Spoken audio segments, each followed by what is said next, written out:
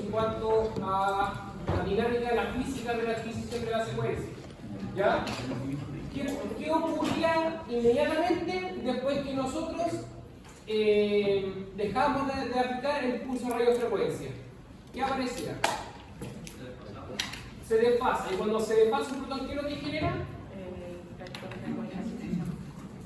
Claro, son los estudios de los vectores, pero por ejemplo, yo excito, luego yo irrumpo la excitación, ¿y qué aparece? ¿Ah? No, la FIL, aparece la FIL. Recuerden que siempre que se emite un pulso de radiofrecuencia, después que se quita un pulso de radiofrecuencia, obviamente hubo una excitación y comienza la relajación. Y al existir la relajación empieza a aparecer esto que sale acá, que se llama FIL, señal libre inducida. Empieza a aparecer la señal del eco, ¿ya? Y una vez que comienza a entregar esta señal al medio, ¿cierto? Que es recibida por la bobina de receptoras como lo habíamos visto, comienza, o se puede, perdón, a empezar a capturar o a leer una imagen, ¿ya? Pero ojo, porque si yo irrumpo un pulso de radiofrecuencia e inmediatamente tomo la señal, ¿qué tengo de esa señal? Por ahí dijo usted una palabra, inhomogeneidades, ¿ya? La señal está en decaimiento, porque netamente, como mejor también, la información está en desfase, se está entregando señal al medio.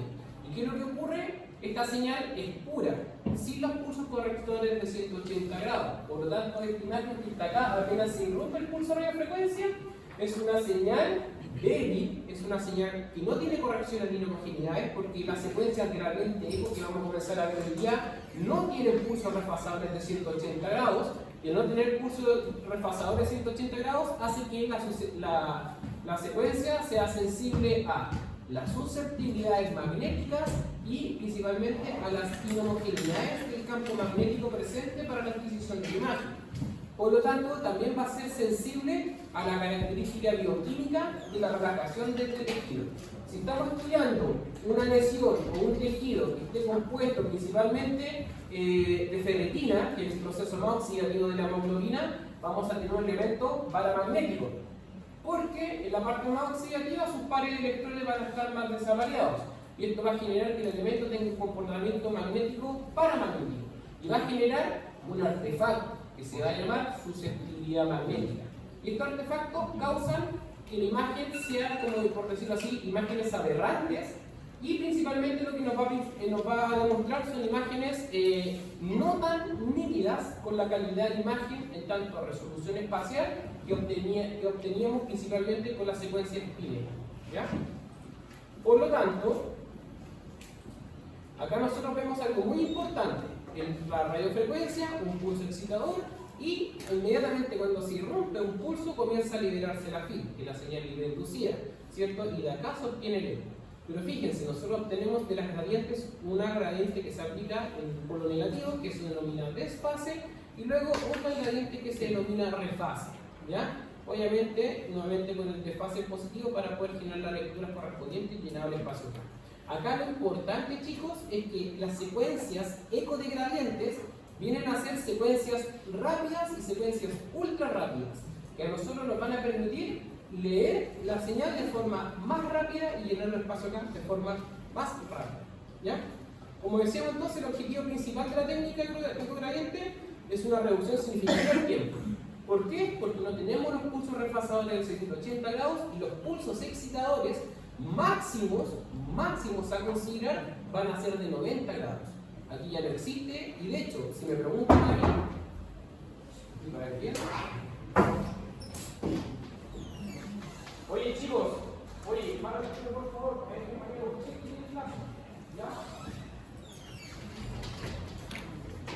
ya.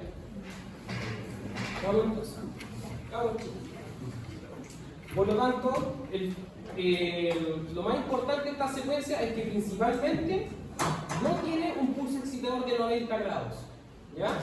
Este pulso excitador de 90 grados, como máximo, puede llegar a ser de 90.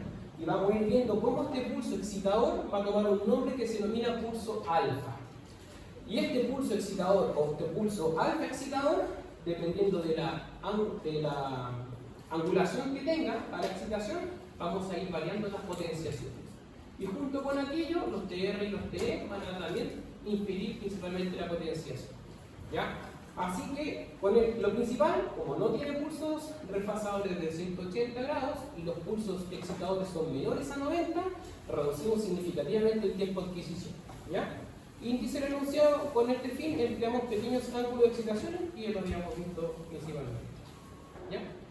Dice que la formación de ecos es el resultado de un solo pulso de radiofrecuencia, que es lo que acabamos de mencionar, y la inversión de la gradiente codificadora de frecuencia utiliza directamente la señal del decaimiento de señal libre inducida, o sea, desde la FIT, que sigue el pulso de excitación de radiofrecuencia. Por lo tanto, este es el decaimiento puro de la señal libre inducida, es lo que nosotros conocemos como de los gradientes. ¿Ya?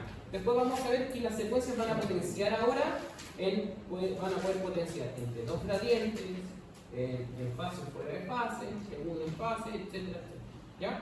Pero lo importante es este conocimiento, entender que principalmente cuando la señal viene principalmente de la FIT directamente, es una señal con homogeneidades, por lo tanto se conoce como señal de o decaimiento de un gradiente. ¿También se lo puede decir T2 estrella? Exactamente, T2 gradiente o T2 estrella. ¿Ya? Si me preguntan a mí, más formalito, T2 gradiente. Porque una vez en un examen de título me dijeron T2 estrellita. Y créeme que la alumna lo tuvo mal. Porque una de las pautas que se evalúa dentro de todo en general cuando uno da una exposición oral es principalmente el léxico, ¿ya? El tecnicismo que tú le tengas a la interpretación. Y eso deja mucho de decir. Dígame. Entonces, ¿cómo hacemos la diferencia entre el terror estrella y la línea de terror normal que se supone que ocurre encima de la terror estrella? Lo que pasa es que eso ocurre encima porque recuerden que cuando nosotros vimos la parte de turno espineco, al aplicar los pulsos repasadores de 180 grados se corrigen homogeneidades y intensificamos la señal. Por eso es que hay una curva que decae muy rápido y la otra va por encima. Por dos motivos. Porque el tiempo de TR ya son ultra largos y lo otro que al tener los pulsos excitadores de 90 mínimo, ¿cierto? Y los refasadores de 180 hace que la señal se magnifique y se corrijan en homogeneidades y no capturemos esta señal. ¿Cuál es su duda? ¿Por qué viene a sacar? ¿Qué no le queda claro? No, pero es que ya, después me avisa y ahí vemos la... Dígame. ¿Puedes repetir eso de cómo diferenciar T2 y... O sea, en un gráfico principalmente va a ser difícil interpretar, o si yo le muestro este gráfico puede ser un decaimiento de un T2 gradiente o un T2 estrella, siempre va a estar asociado con un T2 puro o un T2 gradiente, siempre va a estar asociado a los tiempos de adquisición y la información que te entregue la secuencia. Si yo les pongo una imagen así, lo único que nosotros vamos a saber es que es una FIT, es una señal que luego se codifica, se modula y se traspasa al espacio. ¿Ya? Y obviamente, como esta señal está en decaimiento, por las acciones de los gradientes van a generar, fíjense, una aceleración y un aumento de intensidad de señal. La gradiente de desfase, ¿qué es lo que dice el nombre? Desfase. Si yo aplico una gradiente de desfase, ¿qué pasa con los protones? Se desfasan, por lo tanto, la señal va a decaer mucho más rápido. Esta es una de las principales aplicaciones que se ocurren con la secuencia gradiente para poder disminuir más los tiempos. Luego, ¿cómo yo voy a obtener un eco de esta señal que estoy desfasando? Principalmente se aplica este lóbulo positivo que es la gradiente de refase. ¿Ya? Y con esta gradiente de refase hace que los protones que estén excitados, que se relajaron rápidamente, vuelvan a tener una remagnetización y capturo el eco. ¿Ya? Recuerden que en las curvas Espineco, pulso de 90, pulso refasador, tengo la lectura. En las gradientes, pulso excitador alfa, gradiente de desfase que acelera la entrega de información al medio. ¿Para qué? Para yo inmediatamente entregar una gradiente bipolar de forma de refase para que remagnetice los protones y se venga la lectura del eco, obviamente. ¿Ya? Por lo tanto, tipo de señal vamos a tener 1, 2, 3, 4 tipos de adquisición de la secuencia gradiente eco. ¿Ya? Igual van a ser principalmente adquiridas directamente de la FIT, es un modo de obtener señales de gradiente. Aquellas secuencias que están denominadas como gradiente eco, que es un pulso a radiofrecuencia, y una gradiente reversal. Esta gradiente reversal la vamos a conocer como una gradiente spoiler, que va a ir dirigida a eliminar una magnetización, lo vamos a ir viendo, para así poder potenciar ya sea entre 1 o entre 2. ¿Ya? Luego tenemos aquellas secuencias gradientes, ¿cierto? Que van a estar asociados a dos pulsos consecutivos que van a ser las secuencias split echo, porque van a tener un pulso de 90 y un pulso refasador de 180, y tenemos otro tipo de adquirir imágenes que van a ser secuencias de eco estimulado, que principalmente vienen a ser las secuencias steady state, que las vamos a ver más adelante. Y cuando se llaman steady state es porque se dice en estado estacionario y son ultra rápidas. La denominación que habíamos hablado de la angulación principalmente del pulso, el pulso alfa o la radiofrecuencia excitadora, ¿cierto? Se denomina como el flip angle. Este flip angle es modificable en todos los equipos y depende netamente de la potenciación que uno quiere entregarle, es el valor que nosotros vamos a acentuarle en el equipo y obviamente a la parametrización que está estudiada, por eso que tiene esos valores. ¿Ya? Y el flip angle se refiere al uso del pulso de radiofrecuencia que inclinan la magnetización longitudinal a una fracción máximo de 90 grados. Pueden ser 10 grados, 45 grados, 35 grados, 20 grados, y eso va a influir principalmente en la potenciación. ¿Ya? Los pulsos ángulos de excitación parcial se utilizan ampliamente en asociación de las técnicas de gradiente, ¿ya? Para minimizar la pérdida de señal o los efectos de saturación. ¿Qué quiere decir esto? Que como vamos a aplicar el pulso de gradiente negativo de desfase y refases positivos, vamos a acelerar la secuencia y vamos a ir trabajando de esta manera para no perder la señal principalmente en este desfase muy rápido que existe la secuencia de gradiente.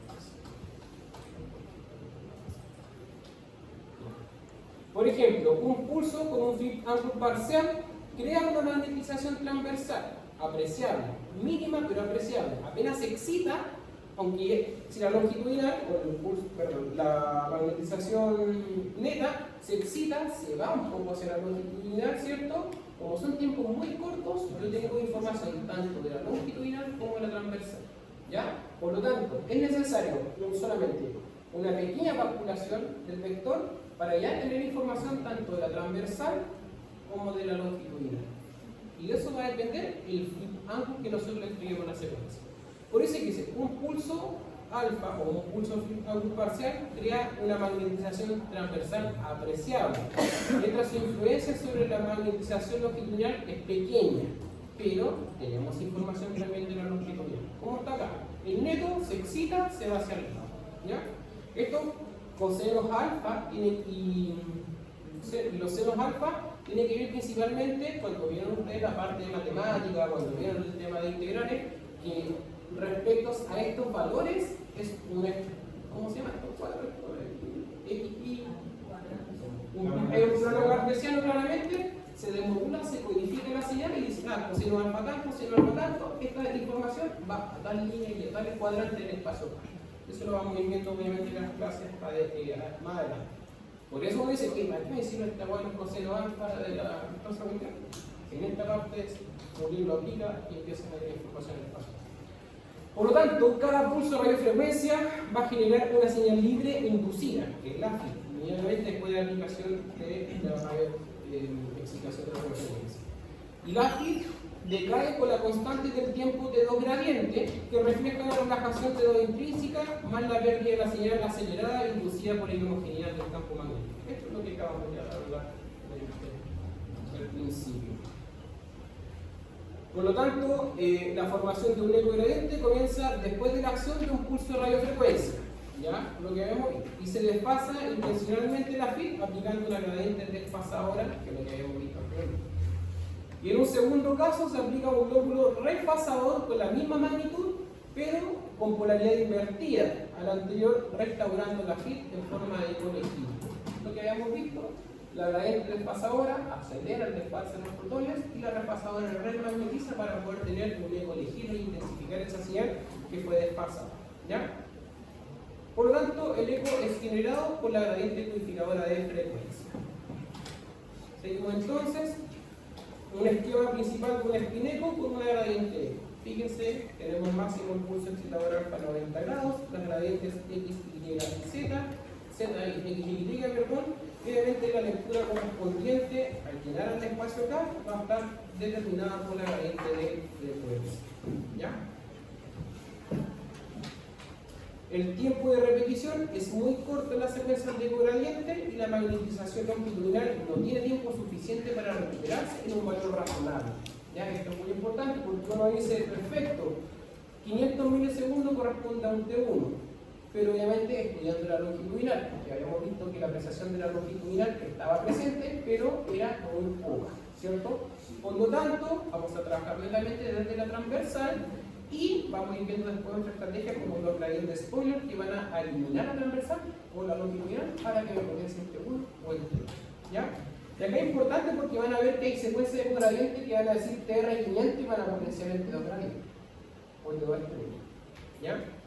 Por lo tanto, el tiempo de repetición son cortos en estas secuencias y la magnetización longitudinal no tiene un tiempo suficiente para recuperarse en un valor razonable. Dice que para que la señal sea detectable, el tiempo de eco es generalmente más corto que las secuencias de gradiente o de las secuencias que tiene con normal. ¿Ya? ¿Por qué? Porque con esto también voy a poder tener quizás un tiempo de eco de 10 o de 20 y un TR500 y va a ser un T2. No va a ser por tiempo correspondiente a un T2. Y netamente va a tener influencia en el ángulo alfa de excitación. Cuando se utilicen secuencias de eco gradiente con flip angle bajos, también se pueden variar valores cortos de tiempo de repetición, lo que acabamos de mencionar. Y la combinación de estos valores nos van a permitir adquirir las señales más rápidas e identificar las potenciaciones correspondientes. ¿Ya? Ahora, atentos a estos dibujitos. ¿Ya? Vamos a ver una forma rápida de cómo se ve la influencia de la gradiente principalmente desfasado, el pulso alfa. Y ya vamos a ver cómo el vector de magnetización va a ser afectado. Luego vamos a ver cómo va a actuar en el desfase de los protones, la gradiente de desfase, y cómo se va a reintensificar principalmente la señal o la gradiente de refase. Atentos. La excitación del pulso alfa, ¿cierto? Llega el vector hacia la transversal, se crea un ángulo, que es el flip angle, y obviamente inmediatamente aparece la gradiente de desfase. Y los protones que estaban todos de forma unificada comienzan a desfasarse rápidamente y empieza a generarse la señal. ¿Ya? Al momento que se irrumpe la gradiente de desfase, regularmente aplicamos una gradiente de refase que hacemos que los protones vuelvan a tener la magnetización como para corregir un poquito la susceptibilidad y la homogeneidad, y ¡pum! Tenemos una intensidad para poder hacer la lectura de un eco. ¿Ya? Y ese proceso se hace con todas las líneas del espacio acá, con todas las frecuencias que van a estar disponibles para la adquisición de la imagen, y obviamente cada línea va a representar un eco, y eso se va a ir a la línea del espacio. ¿Ya? Por lo tanto, en las imágenes de eco gradiente, el lóbulo refasador, ¿ya?, solo logra repasar aquellos spines que han sido desfasados por la acción del gradiente de desfase. ¿Ya? Y por ende, aquellos desfases asociados a las inhomogeneidades del campo no se corrigen con esta estrategia. Y obviamente, aquel que tenga la mejor señal adaptable, obviamente, es la que va a ir a la modificación del espacio campo. Por lo tanto, el mecanismo de llenado del espacio K es análogo a spin-eco, vale decir, secuencial. ¿Cómo sabemos que un llenado del espacio K es secuencial? Porque con la gradiente, recuerden que la gradiente Z es la que codifica el plano de corte. Gradiente Y, ¿cierto?, viene siendo la de fase, o sea, la que va a determinar cuántas líneas de llenado del espacio K vamos a tener nosotros. Y la GX, que es la de frecuencia, a mí principalmente me va a indicar la lectura, la codificación de la señal, y esta me va, dependiendo de estas loculaciones, a mí me va a indicar más adelante, vamos a ver, como si el espacio acá se está llenando de forma secuencial, segmentado o rastro. Era single shot, que se llenan todas las líneas del espacio acá en el puro tema. Por lo tanto, lo importante acá es tener en cuenta que, como habíamos dicho, que las secuencias spin-eco tienen exactamente lo mismo que las secuencias el llenado del espacio acá spin-eco, lo mismo que gradiente eco, quiere decir que un eco por cada TR de esta secuencia, en este lóbulo de refase, se va a una línea del espacio acá. Cuando decimos que los llenadores paso-acá son secuenciales, quiere decir que se llenan de derecha a izquierda de forma secuencial, o sea, primero una línea, después otra línea, después otra línea, tantas líneas sean disponibles según el tamaño de la matriz en nuestro espacio. ¿Ya? Por lo tanto, por cada TR, una línea en el espacio. ¿Qué pasaba cuando teníamos una secuencia turbo-espineco? Si tengo 10 factores turbo en un TR, ¿cuántas líneas en el espacio se van a llenar? 10, ¿cierto? Por lo tanto, acá vamos a ver de qué forma se va a intensificar aquí. Un ángulo excitador inferior a 90 reduce la magnetización generada en el plano transversal que contribuye a la señal. ¿Ya? Y la magnetización longitudinal se recupera mucho más rápido. Más de lo mismo que hemos conversado netamente, se los leo porque esta parte igual es media compleja, así que quizás hay compañeros que van a entender el hilo un poco más y otros a todos, por favor, y me debemos entender de esta forma. Por lo tanto, les voy a ir explicando y leyendo la noción. ¿Ya? Al no usar el pulso refasador, la magnitud de la señal obtenida disminuye las secuencias de eco gradiente. Al no usar el pulso refasador, la magnitud de la señal obtenida disminuye en las secuencias eco gradiente. ¿Por qué es lo que hacía un pulso refasador? Repasaba la muestra y reintensificaba la señal. Producto de esta estrategia, para reducir el tiempo de adquisición, la señal de eco obtenido es mucho menor en comparación con una secuencia eco-decto.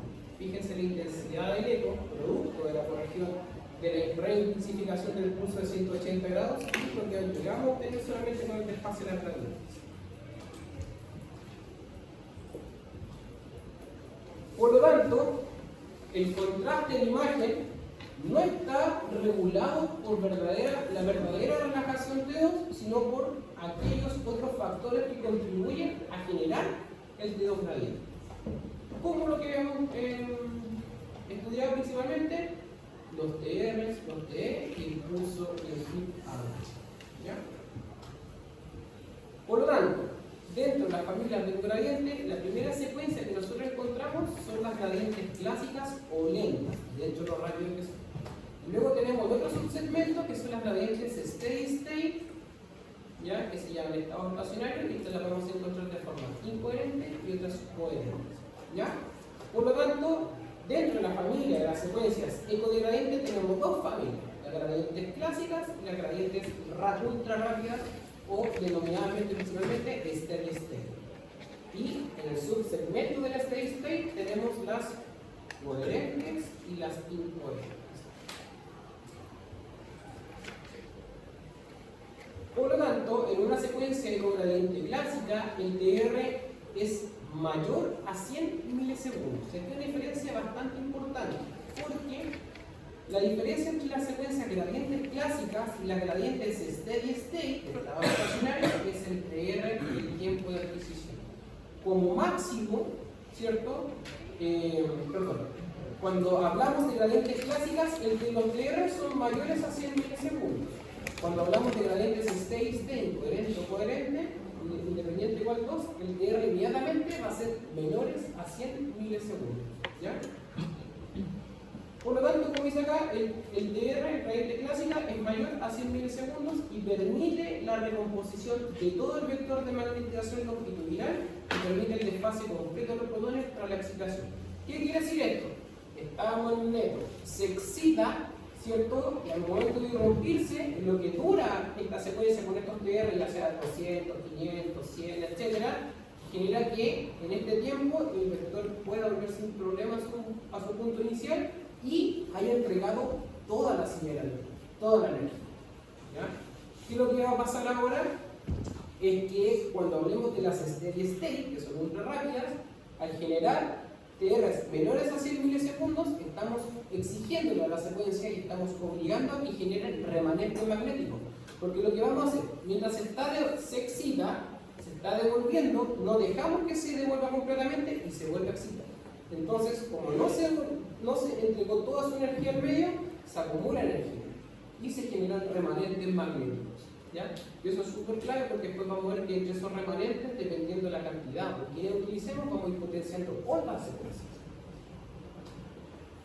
Por lo tanto, las potenciaciones gradientes clásicas, para que sea un T1, tiene que ser un TR entre 200 y 500 milisegundos y el tiempo de eco mínimo que te permita el equipo. ¿Ya? Puede que sea 15, 20, 30, 10, etc. ¿Ya? Y esto es lo importante, el flip angle. Cuando el flip angle es de entre 45 grados y lo máximo 90, la secuencia te va a potenciar en 1. ¿Se dan cuenta que se mantiene el mismo TR para un T2? Y fíjense el flip angle de 10 a 20. A mí me gusta trabajarlo a 25. Obtengo muy buena potenciación con 25. ¿Ya?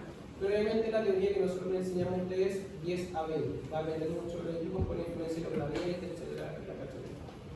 Lo importante, chicos, es esto, estas parametrizaciones, ¿ya?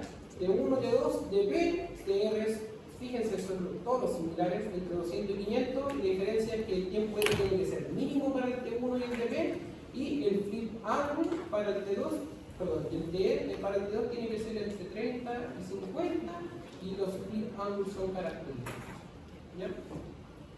Por lo tanto, tiempos cortos, hablamos menores a 50 milisegundos, tiempos largos, mayores a 100 milisegundos. Los tiempos de eco, cuando hablamos de los mínimos y cortos, de 1 a 5 y largos sobre 10. De acá importante, los factores operadores dependientes, sí, son todos operadores dependientes. Yo puedo manipular mis factores y puedo cambiar mucho el contraste químico. Y esta imagen, la particularidad que tiene la secuencia de gradiente es que tiene muy mejor resolución de contraste en las que son esquelecos normales y esquelecos clásicas, ¿ya? Para la intensificación de sustancia gris y sustancia blanca, ¿ya? Y esta, fíjense cómo se ve hiperintensa la sustancia blanca y cómo se ve más detalle, ¿ya? Y es netamente porque, como son secuencias rápidas, uno lo que puede generar, puede adquirir en un plano una secuencia volumétrica, con impresoras de corte muy finos, porque son TR muy cortos, por lo tanto llenamos el espacio acá, una imagen con mayor resolución espacial, mejor resolución en contraste, y podemos obtener una secuencia gradiente, una secuencia de 1 mucho mejor que una espíritu. ¿Cuándo va a fallar esta secuencia? Cuando el paciente, por ejemplo, haya tenido una cirugía, haya quedado un punto, haya quedado algún elemento de osteosíntesis que va a generar susceptibilidad. Ahí se va a la espalda de la secuencia. ¿Por qué? ¿Qué habíamos dicho principalmente a quiénes son sensibles? A elementos paramagnéticos, a las susceptibilidades. Muy bien. Por lo tanto, como son sensibles a las susceptibilidades, todo elemento que genere un paramagnetismo o un ferromagnetismo va a generar un artefacto en imagen. Esta imagen, por lo tanto, factores operadores dependientes, sí, el TR, el TE y el flip angle. Factores intrínsecos en la potenciación de 1, de 2 gradientes y la densidad metódica. Esta imagen que está acá, fíjense, ¿qué tenemos nosotros hacia anterior? Fíjense, yo veo el detalle acá, sí, veo muy bien el detalle entre la grasa, la calota y los polos frontales. ¿Veo alguna diferencia acá? Nada, ¿cierto? ¿Qué potenciación podría ser esta? ¿Brilla líquido seco en la rojilla? Sí, se ve hiperintenso. ¿La sustancia gris se ve hiperintensa? Sí. ¿La sustancia blanca se ve hiperintensa? No. Entonces, un T2 gradiente. ¿Cómo visualmente podemos reconocer que son T2 gradientes? Fíjense, todos los gradientes que son monoplanares, ¿ya? Son muy sensibles a las susceptibilidades. Y acá tenemos el polo frontal, una cavidad neumática. Cuando en resonancia donde nos caemos es cuando estrictamente en una secuencia gradiente, o cuando tenemos participación intrínseca de los gradientes en la secuencia, tenemos interfaz de sustancia y aire, o de tejido y aire, se genera estos artefactos de susceptibilidades magnéticas. Fíjense cómo se ve hipointenso en el polo frontal, y esto puede simular una lesión, pero no, es netamente artefacto. Siempre cuando hay una cavidad neumática y después viene un tejido, siempre están presentes las inhomogeneidades. ¿Ya? Por lo tanto, fíjense, ¿qué será esto? Se ve hipointenso, se ve bien negrito el borde, y hay zonas que se ven más hipointensas. Es una hemorragia. ¿Ya? Lo que está más hipointenso es susceptibilidad magnética producto de la oxidación de la hemoglobina. ¿Ya? Por lo tanto, el flip angle, al variarlo, va a cambiar principalmente la potenciación. fíjense acá, manteniendo el mismo DR, distintos flip ángulos, vemos cómo está aumentando o decayendo, ¿cierto?, la intensidad de señal correspondiente a una potenciación T1 o una potenciación o un relajo de los registros principalmente entre T1. Y obviamente acá abajo también vamos viendo cómo va cambiando la potenciación, mantenemos el mismo DR y vamos variando el flip ángulo y nos pasamos a 50 y no tenemos potenciación T2. ¿Ven? Mientras mayor el flip ángulo, más fuerte la expresión de T1 en la imagen obtenida.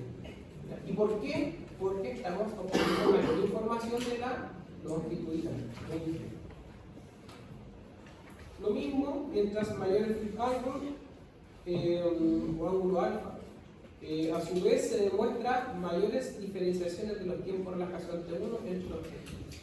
Vemos cómo va cambiando el flip ángulo principalmente y vamos viendo cómo tenemos más detalle en la diferenciación de ambos tejidos porque estamos teniendo mucha más información. Ya estamos separando el tiempo de relajación entre una muestra y otra y por lo tanto vamos a tener la información correspondiente a un DR correspondiente para diferenciar la estructura de otra. Por lo tanto, ecogradiente, secuencia rara. ¿Qué diferencia pueden ver ustedes ahí principalmente? ¿Qué les llama la atención? Fuertemente. Arríguense, no importa que se lleven, si dicen cualquier cosa, no importa, lo están intentando. Eso yo quiero que también tengan actitud, chiquillos. No tengan miedo de equivocarse. Todos nos podemos equivocar. La ecogradiente, ¿cierto? Se ve mucho más nítido. Se ve mucha mejor resolución espacial. Tenemos mucha mejor diferenciación de la sustancia y sustancia blanca. ¿Ya? Por lo tanto, bueno, esta es la información que está en el Chopin paper. Cuando uno recorta una imagen, ahí están todos los valores correspondientes. ¿Ya? Por lo tanto, ecogradiente, tenemos alta definición, cierta resolución espacial y de contraste entre sustancia blanca y sustancia gris. Y como habíamos visto en el taller, aquellas secuencias raras, ya sea el espineco o el turboespineco, no se lograba ver muy bien la diferencia entre ambas sustancias. ¿Se ve? Sí. ¿Es apreciable? Sí. Pero la diferencia es que no es intensa, principalmente a la correspondiente con un gradiente. ¿Ya? ¿Por qué será? Lo que pasa es que como nosotros vamos a trabajar, después vamos viendo que se elimina una componente transversal, ¿ya? Por una spoiler, la señal que vamos a bajar es netamente T1. Pero incluso acá sale, fíjate, tiempo de eco 2,2 milisegundos, DR es 11, grosor de corte 5 milímetros, un FOC de 220, ¿ya? Un ancho de banda de 465 Hz por píxel, que es como casi unos 100 MHz menores, ¿cachai? Entonces después vamos viendo la influencia del ancho de banda, del píxel, todo. Y lo importante acá es esto, la matriz principalmente, ¿ya? Cuando yo tengo una matriz de 512, obviamente es mucha más información. Si voy a trabajar con el mismo grosor de corte, hay mucha diferenciación entre una matriz de 512 y una matriz de, en este caso la de Espineco, de 190. Que si muevo el mouse se me va a ir la cosa. Pero acá nosotros entregamos información. Matriz de 512, ¿ya? Y obviamente la de Espineco tiene una matriz de 192, 256 por 192. Y esto va a hacer que el píxel en sí, la imagen, cambie su tamaño y nos proporcione mejor información. ¿Ya? ¿Por qué se da? Porque como son secuencias ultra rápidas, podemos hacer una matriz más grande para que el tamaño del píxel sea más pequeño y tengamos mejor resolución espacial. ¿Ya? Eso es principalmente las ventajas de la secuencia gradientes, porque si yo quiero lograr esta misma definición en el Espineco, ¿puedo hacerlo? Sí. ¿A costa de cuánto? ¿10 minutos? ¿15 minutos? Y ahí estoy teniendo una secuencia T1, turboespineco, volumétrica. Y después vamos a ir viendo esta misma secuencia, en el CIMI, que viene siendo gradiente, va a ser turboeco-gradiente, vamos a tener mucha mejor definición y principalmente esa secuencia se demoró 3 minutos versus 7 a 10 minutos de la otra. ¿Ya? Y netamente porque como son TR tan cortos, puedo tener mucha menor cantidad de ecos en menores tiempos y una matriz más grande, para que el píxel sea más pequeño. Por lo tanto, al no utilizar el pulso 180 grados, lo utilizamos que lo quieran, no corrige la homogeneidad del campo y no se corrige el efecto de susceptibilidad magnética, como habíamos visto acá. susceptibilidades por interfaz del aire y tejido, ¿ya? Susceptibilidad paramagnética por la oxidación más ferrosa, la etapa más fervida, ¿cierto?, de la oxidación de la hemoglobina. Por lo tanto, por lo que la potenciación en secuencias sería de 2 gradientes. Fíjense, ¿se ve la grasa? No. ¿Se ve la grasa en el D2 turboespineco? Sí.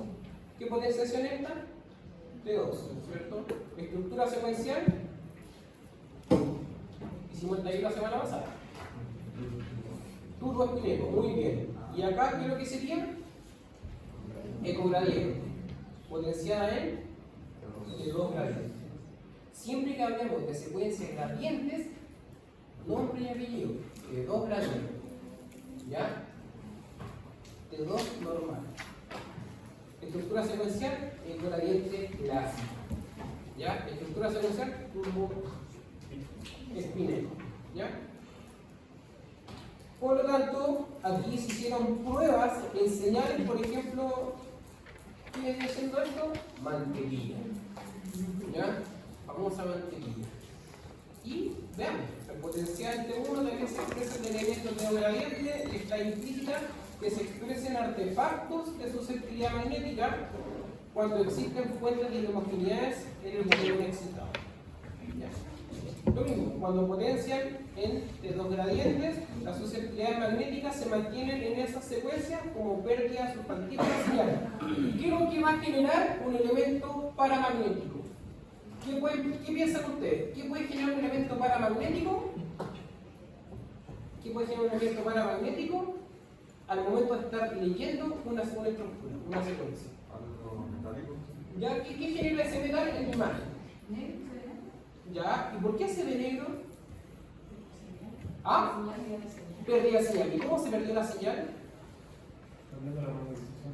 Se cambió la magnetización. ¿Qué pasó con la magnetización en esta zona? ¿Ah? No apantallamiento, pero vamos viendo la idea. Como todos lo han dicho, van súper bien. Si se ve negro, ¿qué es lo que lo tengo? Señal. Lo que pasa es que, como es un elemento paramagnético, ¿por qué se ve negro esta hueá de la hemorragia? ¿Por qué se ve negro cuando hay susceptibilidades? Porque los elementos paramagnéticos aumentan el desfase de los protones. Y esa hueá jamás se les puede olvidar. Eso se lo tatúan, se lo memorizan, se lo escriben por todos lados, pero es lo más importante, porque cuando veamos la parte medio contraste, se van a dar cuenta por qué chucha yo veo la sangre brillando. Porque yo veo que la sangre se ve bien intensa. Porque el algoritmo, según la tabla periódica, ¿qué elemento es? Paramagnético. Le estamos metiendo metal a un paciente. Y por lo tanto, acorta los tiempos de 1 y de 2 de las secuencias. No de la secuencia en sí, de la relajación del tejido. Porque al ser un elemento paramagnético, genera aumento del desfase de los protones en las muestras donde esté circulando ese elemento. ¿Ya? Por eso es que acá se ve negro.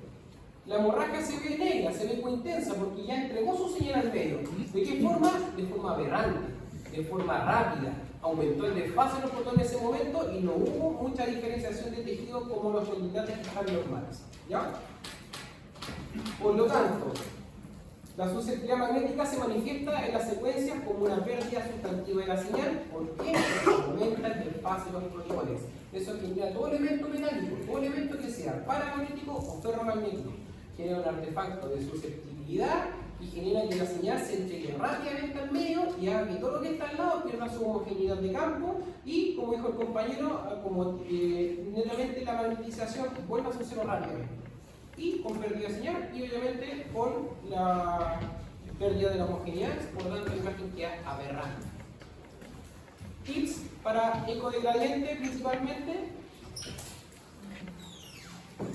Ángulos alfa de 30 a 60 grados potencian entre 1. Yo le diré un poquito más arriba, ya 35. Lo que he visto yo, 35, 40 lo que he visto en la práctica. Pero obviamente la teoría hay que respetarla.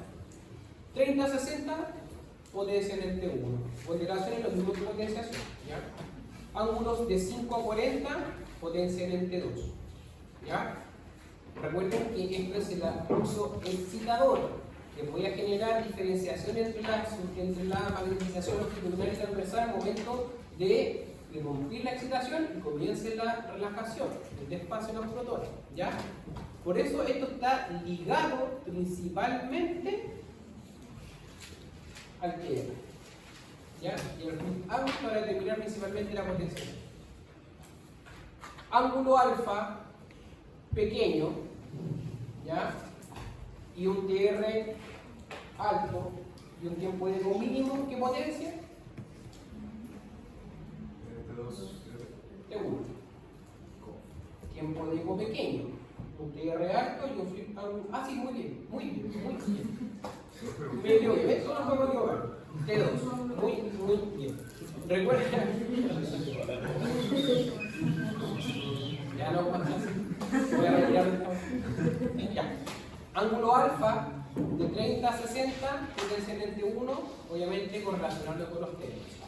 Flip ángulos pequeños dan origen a radiofrecuencia de corta duración.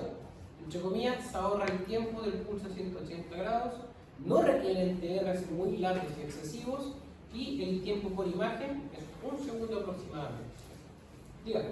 En el recuadro anterior salía que el potencial ante un ángulo de 45 a 90. Lo mismo que le acabo de decir delante cuando empezamos esta diapositiva. Me preguntan a mí, 45 para arriba, un buen tiempo para un T1. ¿Ya? Pero obviamente te va a potenciar T1 si usted va. Si nosotros nos vamos a las imágenes que están acá, van a haber tiempos muy correspondientes y ángulos variantes, y se va perdiendo la potenciación T2 y va aumentando la potenciación T1. ¿Ya? Correspondiente obviamente al tejido correspondiente de. Por eso yo les digo, si me preguntan a mí, como el profe que le está haciendo la clase, sobre 45 es T1, bajo 45 es T2. El mejor tiempo probado en distintos equipos, 25 grados de pulso excisador para un buen T2. ¿Ya? Sobre 200 milisegundos, un buen TR apropiado para un buen T2. Obviamente tienen que ir jugando con las matrices y el tiempo para que no se dure la secuencia 5 minutos. ¿Ya? Por lo tanto, acá habíamos visto, bueno, la esquematización que aparece en los videitos, obviamente, la magnetización Z, el pulso de 90 grados, la excitación disminuye, ¿cierto? Diferencia, espineco, secuencias turbo-espineco, y fíjense la inhomogeneidad que presenta este choricito que está por acá, ¿ya? Eco de gradiente. ¿Tenemos información de la imagen? Sí, pero sensible a inhomogeneidades y no corrige las susceptibilidades. Desventajas, son más artefactuadas y ruidosas que las familias Espineco, ¿ya? No corrigen la inhomogeneidad de campo y son más sensibles a los cambios susceptibles magnéticos. Uno se lo repite constantemente. ¿Para qué? Para que se vaya grabando. Por eso que lo hacemos, ver los videos, hacemos el taller, o sea, vemos los videos, hacemos la clase, tenemos los controles y podemos principalmente ir puliendo de mayor forma el conocimiento y que vaya guiando ya sea por el oído izquierdo, por el oído derecho o por lo que entra por el ojo, y ahí va aumentando ya el tema del conocimiento.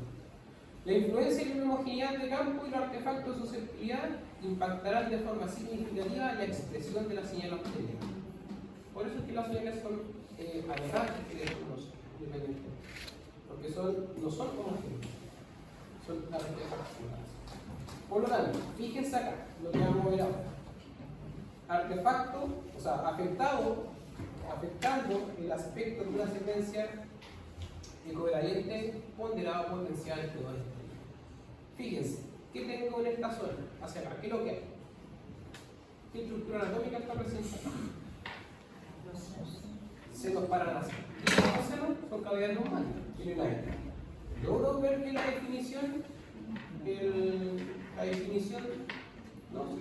no veo ni los huesos ni la grasa que está al lado? ¿Por qué? Porque genera inhomogeneidades susceptibilidades. Como dice ahí, imagen que contiene tenemos entonces, ¿qué viene siendo esto? Que se divide en intenso y que no se desvalora aquí. ¿Ya? Continuamos entonces, fíjense lo que viene ahora. Todo esto es una secuencia de gradientes. Fíjense en los globos oculares. Hipointensidades en esta zona. acá se marca mucho, sobre todo cuando la paciente tiene maquillaje, ¿ya?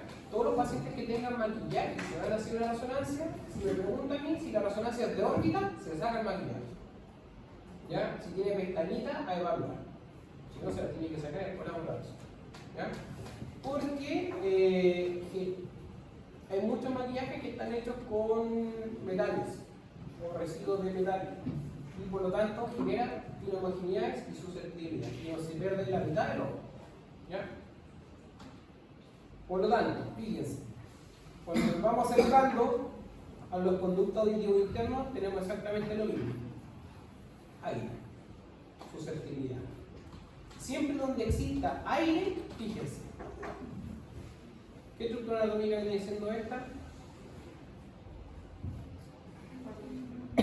Giro recto frontal. ¿Ya? Y por debajo del giro recto frontal va el bulbo olfatorio y le cae justamente por la alerta grande y todo lo que tiene que ver con los nervios terminales sensitivos de la del tercer par cráneo. ¿Ya? ¿Sabes esa neurología, no? Olga. Como motor olfatorio. Tiene 3 autos feos. Mira. El cuarto es nuclear. Tiene 3. Nuclear, ingenio, auto, abuso. Feo, fácil. Después, verde, violeta, gris. Vestíbulo nuclear. Bueno, eso lo vamos a ver. Ya. Entonces, fíjense, donde hay cavidades neumáticas, esta secuencia es sensible a la pérdida de inhomogeneidades. ¿Ya? Entonces se ven las inhomogeneidades. Por lo tanto, fíjense acá, por donde está la silla turca, debajo de la silla turca que tenemos nosotros, seno esfenoidal. No veo ningún peligro. Y más arriba lo mismo. Hacia las setillas etmoidales que están acá, también se genera artefacto en el seno frontal, también se genera artefacto, y un tips híbrido para poder diferenciar la estructura de los gradientes o de lo normal. Fíjense la grasa, no brilla mucho, porque la longitudinal es corta. ¿Ya? Por lo tanto, fíjense que no veo tampoco la grasa de la calota, ¿ya? Por presencia de inhomogeneidad. Pero veo la sustancia gris, sustancia blanca y el líquido cefalorraquídeo, por lo tanto puedo decir hiperintenso el líquido cefalorraquídeo, hiperintenso la sustancia blanca, hiperintenso la sustancia gris, es un P2. La imagen tiene muchas inhomogeneidades, no veo la grasa, perfecto, no veo la grasa en la calota, quedó gradiente. Si les pongo una imagen, no sé, por ejemplo, aquí, en esta imagen ya saben que acá está el seno frontal, por lo tanto artefacto de susceptibilidad. ¿Ya? Y eso es un T2 gradiente. ¿Ya? T2 turboespineco, T2 gradiente. Ya, fíjense, bien, buena definición, con la intensidad de las señales y obviamente al tener unos pulsos excitadores sobre 90 grados y mayor tiempo de relajación, vamos a permitir tener mayor información de la longitudinal que va a ser la que va a entregar la información correspondiente a los tejidos que se relajan. Por lo tanto, diferenciación de ambas dos. T2 turboespineco, T2 gradiente. ¿Qué estructura anatómica es la que está acá? ¿Ah? ¿Qué? No, diga, ¿qué cosa? La glándula pineal. No. ¿Qué tenemos ahí? ¿Qué está acá? ¿Ah? ¿Ya? ¿Y eso que está ahí qué es lo que es? ¿Qué cosa? ¿Y quién produce los líquidos cefalorraquídeos? Cuando hay transmisión de los plexos coronarios están hechos los ventículos, en los laterales, en el trasero, en todos lados, porque son encargados de mantener ¿qué cosa? ¿Lo vieron caleta con el líquido? ¿Qué cosa? ¿Por qué los plexos coronarios producen constantemente líquido cefalorraquídeo?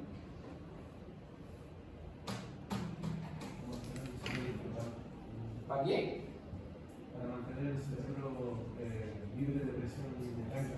Ya, y ese equilibrio, ¿cómo se llama? en el sobredotado. ¿Qué pasa con la diástole?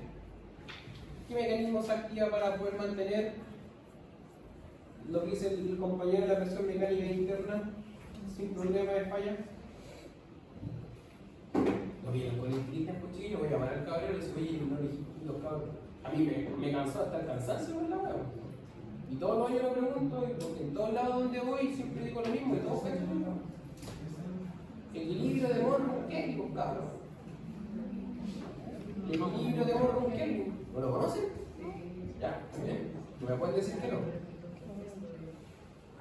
Por lo tanto, cuando hay calcificaciones de los plexos coroides se ven los plexos más licuidos. ¿Ven cómo se ven de los ventrículos laterales? ¿Y esto qué puede haber sido? ¿Qué será?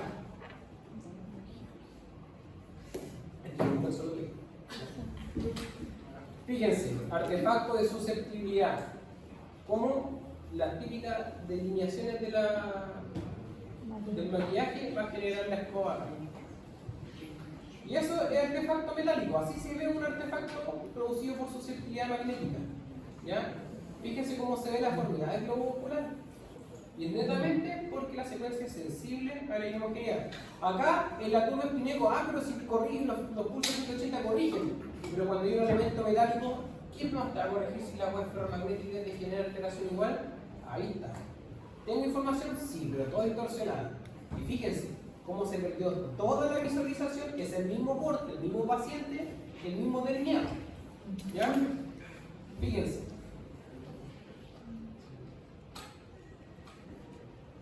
Creo que terminamos la primera. Chiquillos, importante. Esto es lo más importante que yo quiero que también ustedes entiendan. Las secuencias de gradiente comienzan con un pulso alfa que generan, ¿cierto?, una excitación al vector de magnetización neto, lo vuelcan a un ángulo alfa, por lo tanto este es un pulso alfa, el flip ángulo. Ya esto es modificable en el equipo. ¿Y qué? Si yo estoy aplicando principalmente, si yo le estoy entregando al equipo, por ejemplo, un pulso de 150 grados de excitación versus un pulso de 90 grados, ¿quién entrega más energía a la muestra? Es fácil. ¿Quién entrega más energía a la muestra? El de 150. Por lo tanto, está aumentando el SAR en ese paciente. ¿Ya? Recuerden, si yo aplico un pulso, ¿por qué estrategia nosotros ocupamos para disminuir el SAR? Que es la absorción de watts por kilogramo de peso, porque como trabajamos con radiofrecuencia, el cuerpo absorbe energía y se acumula en watts por kilogramo de peso. Ya cuando hagamos la clase de bioseguridad vamos a hablar todas esas cosas. Pero es importante saber que para poder disminuir el SAR o disminuir los parámetros, porque el equipo se te bloquea. Te dice, güey, no puedes seguir trabajando porque estás aumentando el SAR. Por lo tanto, si sigues trabajando, tienes riesgo de aumentar la estimulación periférica del paciente, o sea, el paciente empezará a saltar como pescado por el agua, o vaya a quemar al paciente. ¿Ya? Por eso es que muchas veces, ¿qué estrategia usamos nosotros? Para no afectar a la potenciación, disminuimos el ángulo alfa. Y todo el equipo te entrega la opción. Aumentar TR, disminuir corte, disminuir ángulo alfa. ¿Por qué? Porque nosotros bajamos un poquito el ángulo alfa entre las adquisiciones y disminuimos la intensidad de la radiofrecuencia con la que se vuelca el vector y disminuyendo la entrega principal de energía. ¿Ya? Por lo tanto, acá lo importante es pulso alfa, el flip amplio que se genera principalmente por el pulso excitador alfa, tiene valores determinados que me van a caracterizar la potenciación, ya sea de T1 o T2 según los TR y los T. ¿Ya? Ahora, como los pulsos son menores a 90 grados y no tenemos gradientes, o sea, no tenemos pulsos refasadores, aplicamos gradientes bipolares. La primera gradiente, para acelerar la secuencia, para aumentar el tiempo, para disminuir los tiempos de adquisición propia de esta secuencia, partimos con una gradiente negativa que es de desfase. Y fíjense lo que genera el agua. Desfasa los protones principalmente hasta el punto de aplicar nuevamente una gradiente refasadora que me va a permitir remagnetizar la muestra y poder tener la lectura del eco. ¿Ya? Y obviamente con ese eco después desfasamos la señal para aplicar la gradiente la gradiente de frecuencia que me va a permitir llevar ese eco a la línea del espacio. Eso fue la clase de